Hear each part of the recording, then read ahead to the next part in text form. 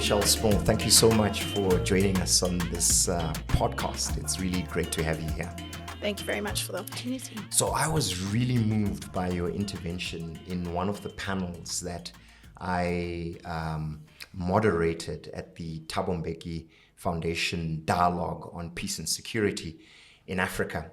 And the key thing that struck me was your deep insight into peace and security issues, but specifically around private military companies and mercenaries in their operations in Africa. Because I had this romanticized view of what a mercenary is, this kind of swashbuckling soldier or soldier of fortune, soldier for hire, who went around Africa and caused mayhem. Is this a correct view of what a contemporary mercenary is, or is this just me being all, up in my head, full of imagination? Well, let's keep that image there. And, it's what we call old wine, new bottles. Yes. It's important to think of mercenarism absolutely as a historical problem. It's been in Africa for decades, but it has shifted. And it shifted in line with the changing dynamics of warfare. So as you have more non-state actors arising, you have transnational conflicts, you have transnational organized crime, there is a boom for dealing with these insecurity issues. And so mercenarism has shifted and evolved in a number of ways. Yeah. The first is to not just think of a mercenary engaging in hire private force for money. Yeah. That's a very traditional old understanding of mercenarism. It still happens, but what we're also seeing is what we term predatory recruitment. And this is where migrants are being forced into mercenary outfits, quasi-state entities, private military and security companies, in order to either gain their freedom or as punishment. Another way that predatory recruitment happens is prison populations.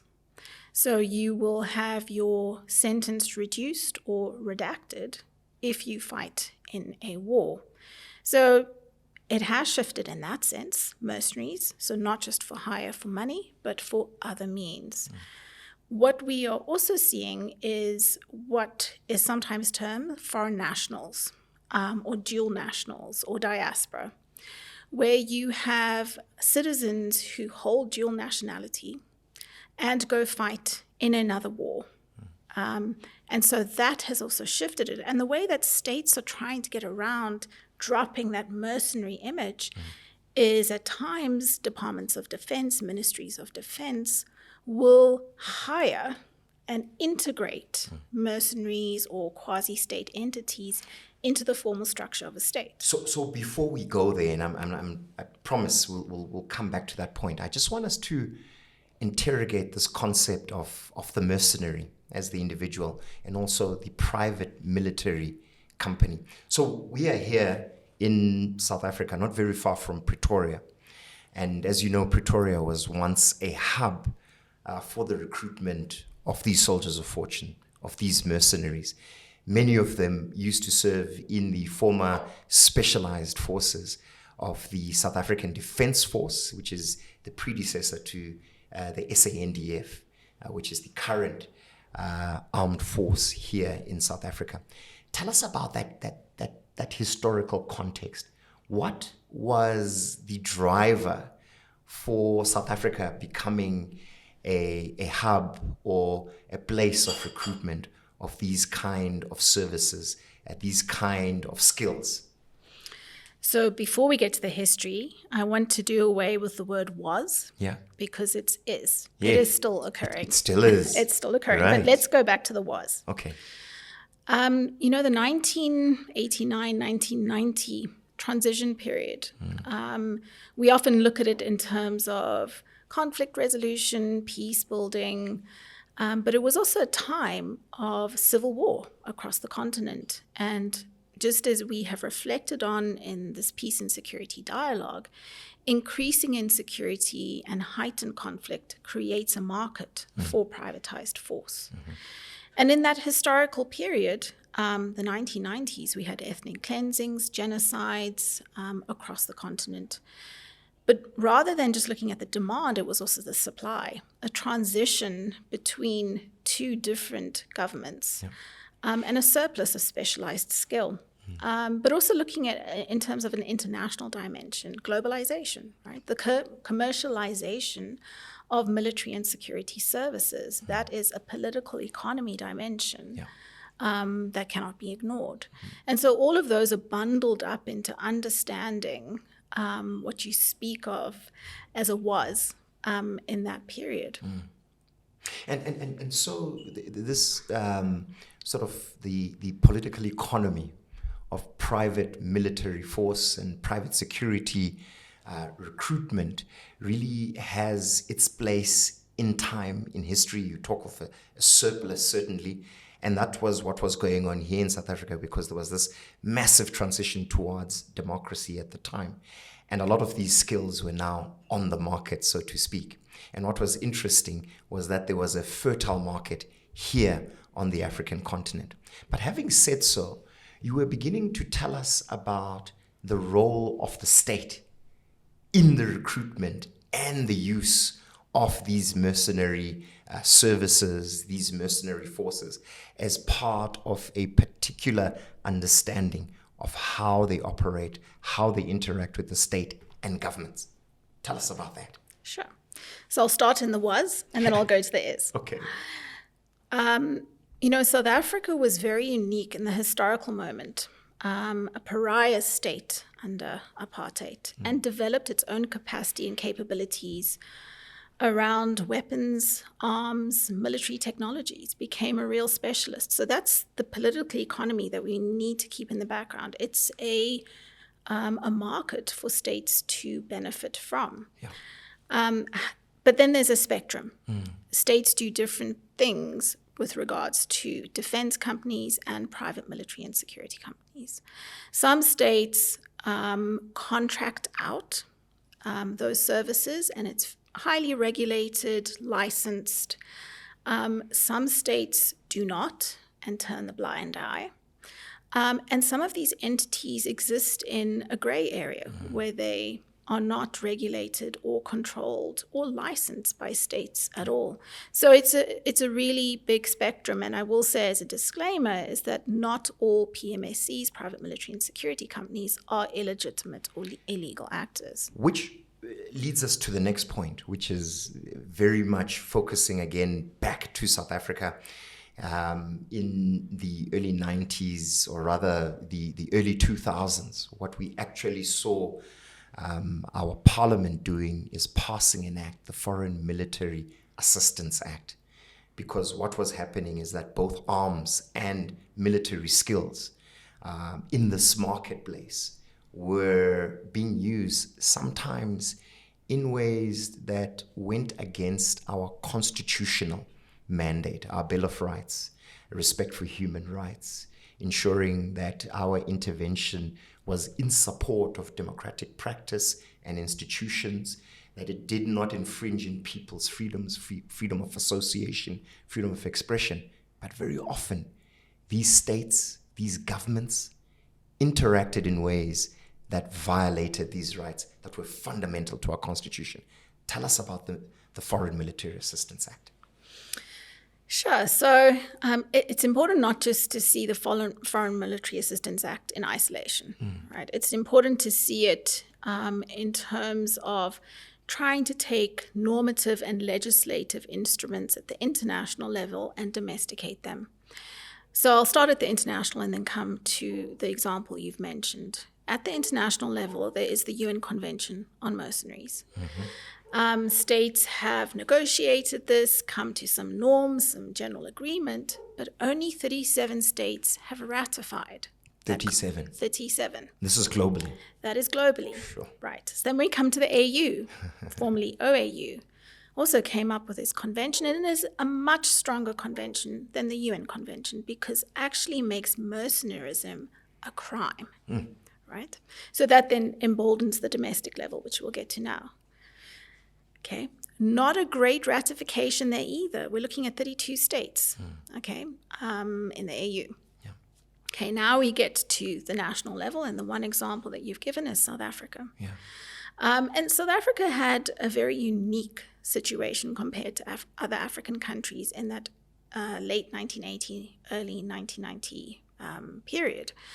And the Foreign Military Assistance Act, as you've said, was very much in line with the aspirations of the UN and AU vision, which is that you are not using private force to overthrow governments, to undermine constitutional order, to undermine the rights to self-determination. And one thing that we haven't spoken about here is people, human rights, right? Human rights.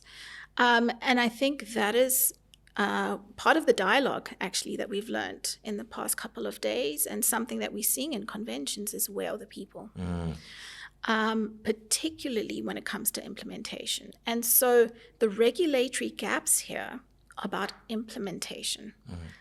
And also at a conceptual level, I think in many African states, it's really the idea of security as state security. And not conceptualizing security as human security, which basically says that the ideal state is one in which citizens are free from fear, free from want, free from hunger, free from things that were previously seen as outside of the scope of that state security paradigm. In that view, from that conceptual framework on human security, do you really think we'll get to a stage where these guns for hire will finally disappear? I hope so. That is the work that we're trying to do here. Yeah. But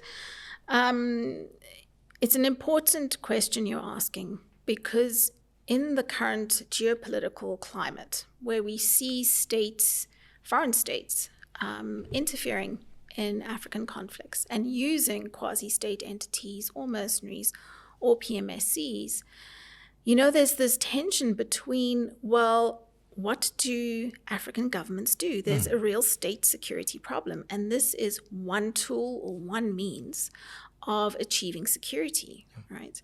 And I'm going to circle off that question and come back to it, because where elites are allowed to act with impunity.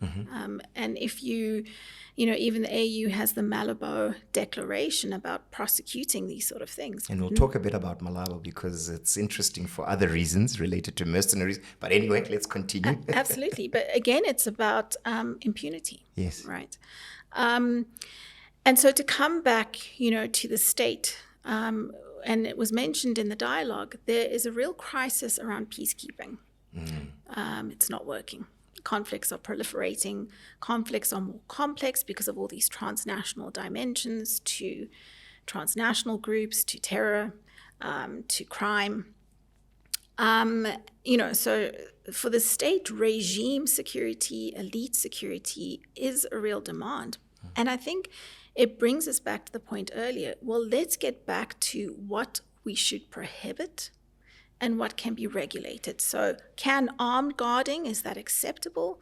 Versus overthrow of a government, is that unacceptable? But Dr. Michelle, maybe we're looking a bit on extremes. Let's imagine a situation where we agree to a certain extent that peace building, peace enforcement, in particular your typical Chapter 7 approach towards peacekeeping, hasn't necessarily worked out well, especially on the African continent. There are many places where we've seen peacekeepers deployed and not succeeding in their missions. Is this not the ideal opportunity to allow private force to take over and ultimately bring peace and actually silence the gun in Africa, because they have the capability, they have the capacity, they have the training, they come from a surplus of resources? What a provocative question. And this is precisely what South Africa is trying to hammer out through the Intergovernmental Working Group, the IGWG, on PMSCs. It's trying to achieve this consensus among states about what is acceptable importantly, making it binding. Yeah. If you have an agreement that is non-binding, as we've seen in the Montreux document, as we've seen in COCA, it creates too much room for maneuver to say, well, there's a security problem and a private company can fix it. Yes. Especially around observations of international humanitarian law and human rights law. So the type of weapons, for example, that are being used are indiscriminate. So you're seeing the flattening of waterways, of buildings, and that has a real sustainable development impact. But Michelle, on the other hand, it is private force that also have access to the very same modern technical equipment that can minimize collateral damage, ensure highly prejudicial discrimination of negative forces to the benefit of society. And if it is the private sector that has these capacities, especially the technical capabilities, shouldn't we give them a chance? So it comes back to regulation and binding regulation. Yeah. And you're making an important point here because it's about looking forward. And one area that the working group has worked on is about the cyberspace. Yeah. So really specialized skills in operating unmanned vehicles, unmanned drones, unmanned subs. And these are very specialized skills that African governments either don't have the capacity or the money to do. And this comes back to the question of what would be the minimum and what would be prohibited. Yes. And importantly, if we look at unmanned vehicles or unmanned subs or unmanned aerial drones, we need to think about autonomous weapons here, right? That comes into the mix. And the ethics of their deployment and their use. And states haven't even agreed to that in terms of the conventional military. So how do we get private actors, into that mix? Also around surveillance. Yes. So another thing that we've seen, what we term cyber mercenaries, is contracting out basic CCTV gathering. But there's questions about who owns that data, who manages that data, and what do they do with that data? Privacy issues, of which citizens have had no input, have no control, and no ownership. So if we are thinking forward and saying, well, they have really specialized skills, they can solve problems, I think it needs to come back to those discussions. Okay, well, let's think about regulation and what needs to be binding regulation if we can really think about private actors being legitimately used in certain spaces and roles. Dr. Small, this has been a masterclass in private militaries, into mercenaries, etc. So I just want to thank you. We've run out of time. We could have gone on for many an hour. Thank you so much for joining us today. Thank you for your time.